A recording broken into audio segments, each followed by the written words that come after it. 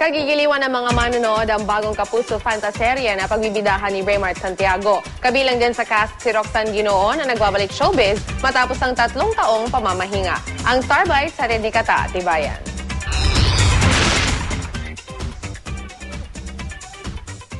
Sa unang tingin, tila horror ang upcoming soap na Home Sweet Home dahil sa dami ng nakakatakot at nakakilabot na antigong props. Tulad ng mga sinaunang paintings na ito at mga kalansay. Pero ayon sa bida nitong si Raymart Santiago, tiyak raw na matutuwa ang mga kapuso dahil sundot lang elementong horror sa palabas. Very light lang to. Pumasok na ako dito sa lumang bahay.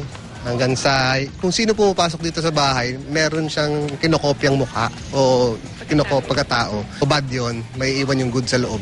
Tapos may adventure dun sa loob ng bahay na yun.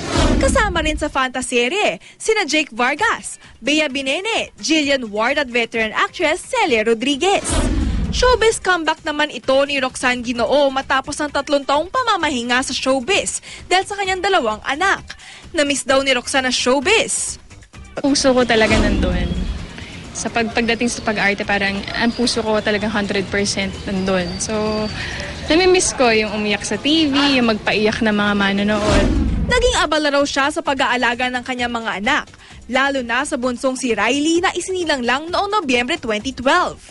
Hands-on mom daw siya at maging sa tapings, dala niya ang mga gamit ng anak tulad ng lampin at unan. Meron akong separation anxiety sa anak. May baon-baon akong anything na gamit nila. Ako yung naghahanap ng amoy ng mga anak ko, especially the baby. Di ba iba kasi amoy ng baby? Kata Tibayan, GMA News.